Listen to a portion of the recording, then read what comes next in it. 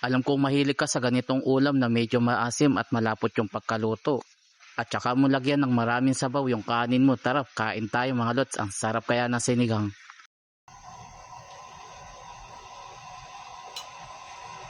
Nag-request kasi yung asawa ko na magluto naman ako ng sinigang na buto-buto. Kaya kanina inagahan ko yung pagpunta ng Alabang Market, naghanap pa kasi ako ng sampalok na sariwa. Kapag kasi nag-request kasi yung asawa ko ng sinigang or naggusto kong magluto, naghahanap muna ako ng sariwang sampalok. Ngayon kapag wala akong mahanap at saka lang ako bumibili ng tamarind powder. Tapos at saka ako bumili na halagang 200 na buto-buto ng baboy. Balik na tayo sa ating niluluto, pinakagisa ko muna ng maigi itong karne.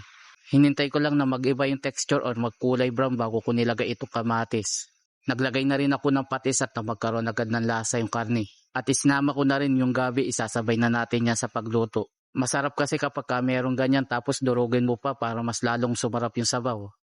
Oo nga pala, kung sakaling umabot ka na nga pala dito sa bahagi ng aking video at nagustuhan mo yung ating recipe, pakilike and share mo naman. Kapag luto na yung kamatis, durugin natin saglit at nang lumabas yung katas at lasa. At kapag okay na, pwede nang maglagay ng tubig na magiging sabaw.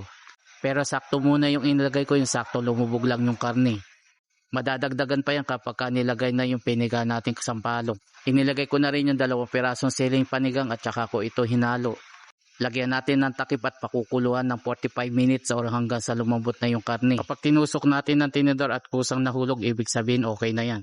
Tapos nagdurog ako ng ilang pirasong gabi. Masarap kasi kapag malapot yung sabaw ng sinigang. Nag-iwan lang ako ng kaunting gabi, baka nandito ka pa rin sa bahagi ng aking video at pinapanood mo pa rin ako. Paki-comment mo naman kung tagasan ka para malaman ko kung saan lugar ako napapanood. Sunod naman, pwede nang ilagay yung pinigang sampalok. Ginamitan ko na lang ito ng strainer at nang hindi maisama yung sapal. Kaya hanggat maaari kapag gusto kong magluto ng sinigang, naghahanap talaga ako yung sariwang sampalok. Buti na lang dito sa palengke namin laging meron nagbebenta. Kaunti lang naman yung gulay na ilalagay ko tulad nitong okra at saka ako bumili lang ng kangkong. Masarap sana kung merong sitaw o kaya talong, pwede rin yung sigarilyas. Shoutout nga pala sa ating mga bago followers, ganun din sa mga nakapollow na sa atin. Maraming salamat po sa inyo at syempre sa mga silent viewers na rin. Takpan natin saglit para mabilis maluto yung gulay. Lutuin lang natin ito na medyo hapok at pagka okay na pwede nang ilagay naman itong kangkong. O kaya naman talbos ng kamote, pwede rin yung sa sinigang. Ilubog-lubog lang natin saglit itong gulay at nang mabilis maluto at kapag okay na pwede na tiplan ito ng patis.